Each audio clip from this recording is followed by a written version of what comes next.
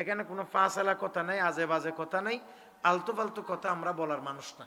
আমরা যতক্ষণ বলি কোরআন হাদিস থেকে কথা বলার চেষ্টা করি। আল্লাহ যেন আরো বেশি বলার তৌফিক দান করে। ওয়াজ মানি ভাই আওয়াজ না, ওয়াজ মানি কণ্ঠ না, ওয়াজ মানি হচ্ছে নসিহত, উপদেশ, ঠিক কিনা? ওয়াজ মানি কোরআন সুন্নাহর আলোকে সঠিক বর্ণনা, তত্ত্ব বহুল বর্ণনা মানুষকে জানিয়ে দেয়া। কাজে আমরা সেই হক আদায়ের চেষ্টা করি। আল্লাহ যেন তৌফিক দান করে। তো আব্দুর রহমান ইবনে আউফ বলে, আমি যেহেতু মক্কা শরীফের মানুষ, আর সাআদ ইবনে রবি কিসের মানুষ? মদিনা শরীফের। বলে না কিসের মানুষ? তা আমরা দুইজনকে আমার নবী দাঁড় করে বলতেছে, আজকে থেকে তোমরা একে অপরের ভাই। সুবহানাল্লাহ বলেন। আজকে থেকে তোমরা একে অপরের কি? ভাই। তো ভাই বানিয়ে দিয়েছেন কে? নবী সাল্লাল্লাহু আলাইহি ওয়াসাল্লাম। আমার নবী ভাই বানিয়ে দিয়েছে। আচ্ছা, ভাই যখন বানিয়ে দিছে, এখন সাহাবীর রিঅ্যাকশন কি? মদিনার যিনি মানুষ, ওই মক্কা শরীফ থেকে যিনি আসছে, তিনার থেকে তো ঘর বাড়ি, স্ত্রী পরিবার পরিজন, ছেলে মেয়ে কেউ আছে না, সব ছেড়ে আমার নবীর ভালোবাসাই চলে আসছে। সুবহানাল্লাহ বলেন। এটার নাম ইশকে রসুল। তো আমার নবী যখন ভাই বানিয়ে দিয়েছে, তো নবী করিম সাল্লাল্লাহু তাআলা আলাইহি ওয়াসাল্লাম ভাই বানিয়ে দেবার পরে হযরতে সাআদ ইবনে রবি পেছনে গিয়ে হযরতে আব্দুর রহমান ইবনে আউফকে ধরে বলতেছে, ও ভাই, তুমি যেহেতু আমার ভাই, বলেন না, তুমি যেহেতু আমার ভাই, যেহেতু কে বানাই দিছে? নবী, আল্লাহর রাসূল সাল্লাল্লাহু আলাইহি ওয়াসাল্লাম বানাই দিছে। তবে শোনো, তোমাকে আমি বলতেছি, ইন্নী আকসারুল আনসারি মালান, বলে আমি হলাম আনসারীদের মধ্যে, অর্থাৎ মদিনা শরীফের যত সাহাবী আছে সেখানের মধ্যে সবথেকে বড় পয়সাওয়ালা হলাম আমি। আর একটু জোরে বলেন না সুবহানাল্লাহ। সবথেকে বড় পয়সাওয়ালা হলাম আমি। তো তারপরে কি বলতেছে শুনবেন না? তারপর শুনেন। তারপরে বলতেছে, ভাই ফাআকসিমু লাকা নিসফা মালি, বলে যেহেতু নবী করিম সাল্লাল্লাহু তাআলা আলাইহি ওয়াসাল্লাম তোমাকে আমার ভাই বানিয়ে দিয়েছে, আমার সমস্ত সম্পদ আমি দুই ভাগ করলাম। সুবহানাল্লাহ বলেন না ভাই? আমার সমস্ত সম্পদ আমি দুই ভাগ করে ফেললাম।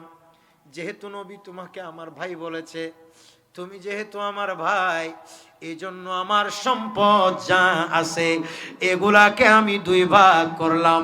এক ভাগ আমার হবে, আর এক ভাগ তোমার। সুবহানাল্লাহ বলে।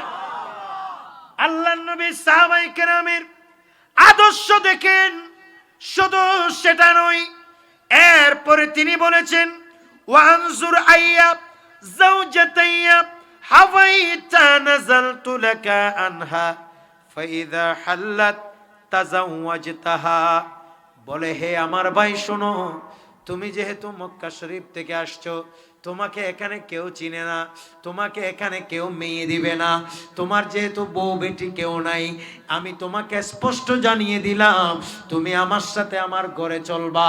আমার ঘরে আমার দুইটা স্ত্রী আছে, দুইজনকে তুমি দেখবা, যেটা তোমার চোখে পছন্দ হয় আমাকে বলবা, আমি তালাক দিয়ে দেব।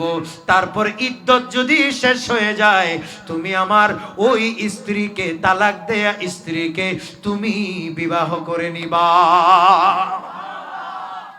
প্রিয় ভাইয়ের আমার, নবী করিম সাল্লাল্লাহু তাআলা আলাইহি ওয়াসাল্লামের প্রতি সাহাবায়ে কেরামের কেমন ভালোবাসা! আমার রাসূলের মন পাওয়ার জন্য, আমার নবীর সন্তুষ্টির জন্য সাহাবায়ে কেরাম কেমন উদ্গ্রীব ছিলেন, একটু গভীরভাবে লক্ষ্য করলে জানা যায়। আমার নবী সাহাবী নিজের ধন সম্পদ অর্ধেক দিয়ে দিতেছে, এমনকি স্ত্রীর ভাগ তো পৃথিবীতে কেউ দেয় না, কিন্তু তিনি ওই সাহাবীর জন্য তার স্ত্রী পর্যন্ত তালাক দিতে প্রস্তুত হয়ে গেছেন। উচ্চ আওয়াজে বলুন সুবহানাল্লাহ। আরেকটু জোরে বলে, এটাকে বলা হয় ইশকে মুস্তাফা। বলেন না মারহাবা। এটাকে বলা হয় ইশকে মুস্তাফা, আমার নবীর ইশক ভালোবাসা।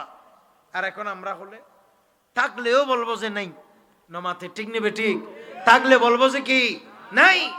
দুই ভাই পাশাপাশি বাড়ি, এক ভাই থেকে যদি আরেক ভাই চাই, এক ভাই যদি বলে বউ ফুলো উপবাস, আমার এক বেলা খাওয়ার কিছু দাও, এ ভাই বলতেছ ভাই আমিও 3 দিন ধরে হয়েছে তোর আগত তো নাই হয়েছে তুই তো আর হই তুলে পার না তোর এটা হইতো নজর দে আরো যাই বললে রেডি হইতে নাউজুবিল্লাহ নহর আর কেন ডর করি হন না নাউজুবিল্লাহ। আর আমার নবী সাহাবায়ে কেরামের আদর্শ তিনি বলে আমার ভাই যেহেতু রাসূলুল্লাহ তোমাকে আমার ভাই বানিয়ে দিয়েছে সেহেতু আমার সমস্ত সম্পদ 2 ভাগ করে 1 ভাগ আমি তোমাকে দিয়ে দিলাম। আর একটু জোরে বলেন না সুবহানাল্লাহ। এজন্য ভ্রাতৃত্বের বন্ধন এটা আমাদের সমাজেও দরকার আছে না নাই? কারণ আল্লাহ এবং রসুল আমাদেরকেও কি বানাই দিছে? ভাই বানিয়ে দিয়েছে। আল্লাহর কোরআনে বলতেছে সূরা হুজুরাতে এক মুমিন অপর মুমিনের ভাই। আমার নবীর হাদিসে স্পষ্ট এসেছে এক মুসলমান অপর মুসলমানের ভাই। কিন্তু এরপরেও আমাদের ভিতরে সেই ভ্রাতৃত্ব নাই, আমাদের ভিতরে চরম হিংসা চরম বিদ্বেষ। কথা বলেন না ঠিক নেবে ঠিক? খবরদার ভালোবাসবেন একে অপরকে। আল্লাহ আমাদেরকে কবুল করুন। আচ্ছা সবশেষে হাদিস গোটা বলবো না, এরপরের অংশটা বলি। তা আমার নবী সাহাবী কি বলতেছে?